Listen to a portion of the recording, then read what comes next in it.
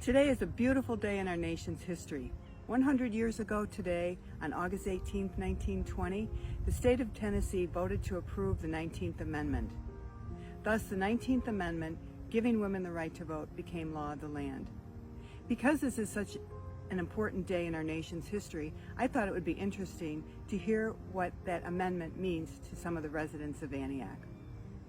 You know, today marks the 100th anniversary of the women's right to vote, and I'm curious as to what that means to you. So obviously I think that it was such a great thing that women went out and used their voice to make a change in the government, and that is exactly what we do when we go out and vote. And so I think it was, first of all, such a huge step in the equal rights between men and women. And second of all, voting should be about all Americans that are able to vote should use their voice to make a change in the laws and policies that affect them directly. And I think that by the women going out and using their voice back then to change, make a change in their government that still impacts us today is what we should aim to do now with our vote. We should want to change our government and to be better for our future generations. And I am turning 18 this year, and I'm so excited to be able to use my voice this year to vote and hopefully make a change for the future. It means that my opinion and my voice matters in choosing the candidates that I feel are best. Bruce, what does it mean to you? Well, I'm excited. This is the 100th year, August 18th, from 1920 to now, where women are able to vote. And it's exciting for me because I have a grandmother who's 101 years old, and she was born where the era where women could not vote.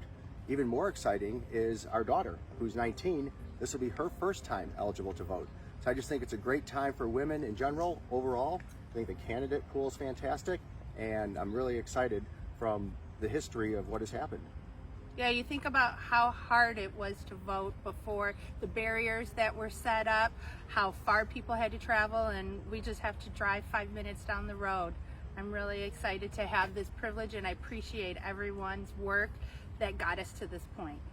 It's interesting because I was even just being a man, or now a dad, to obviously a bright little girl, it changes things in some ways, but there's still an element of what our country means, and the idea of inalienable rights, the idea of individualism that we have in our country, and the idea that we weren't allowing certain individuals to participate is kind of disturbing that we had those kind of beliefs. And we still see today where women are trying to still fight for their place in the society. So knowing that this is the 100th anniversary, and actually when you even reflect on the fact that that's still less than half of the amount of time the country has been founded, there should be some pride there that there's progress, and there continues to be progress. And how would you feel if you had a chance to vote for a local election, a mayor or something like that, and you couldn't have, your voice wouldn't be heard? I think that's unfair for a woman, because everyone should be able to vote for things. It's just not fair for women not being. It's not fair at the bottom line, right? It's just not fair. It's not fair for women not to be able to participate in certain things. November is coming up quickly.